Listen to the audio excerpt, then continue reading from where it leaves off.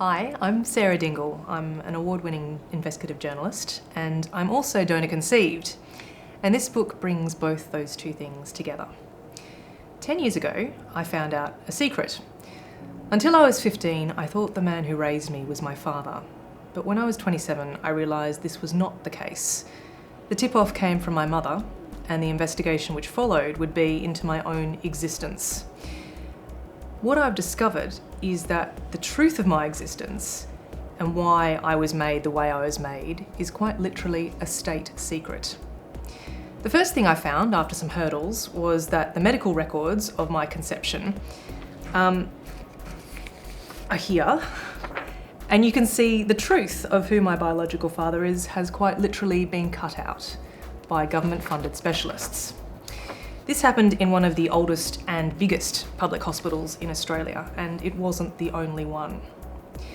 What I find out in this book and my 10-year journey to understand what has happened in the fertility industry will probably shock a lot of people. Nationally, the fertility industry in Australia is unregulated. Doctors have traded sperm, they've mixed sperm, and they've swapped eggs.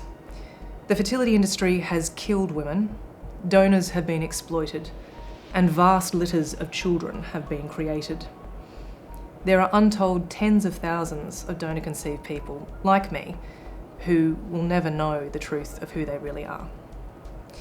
But the real core of this book is something much more basic and kind of primal, if I'm honest. It's something this industry doesn't want to talk about and society in general doesn't want to talk about. But it's about the fundamental need that each of us has to know our own biological family. Speak to any donor-conceived person you know, and they will tell you this is essential. Which is tricky, because assisted reproductive technology is something that a lot of people engage in these days, and most don't really want to talk about issues like this. But in this book, I argue that it is a must. Also in this book, spoilers, I find out the truth of my own existence. One of my friends turns out to be my sister, and together we find our biological father.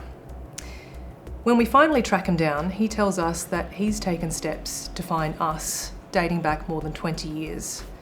He sent us a letter and a photo. It was the fertility industry which tried to block that and ensure that we would never meet. Now I know that I have 6 half-siblings, but there could be quite literally up to 4,000 of us. And also in this book, I talk about how I sparked 3 government inquiries, form an activist group, and travel to the United Nations to speak about the rights of the child in donor conception. Donor conception isn't something that just affects me. It echoes down the generations. Having my own kids and writing this book has made me think really long and hard about what each one of us needs in order to be human. I've really enjoyed writing Brave New Humans, and I hope you'll find it something that you want to recommend.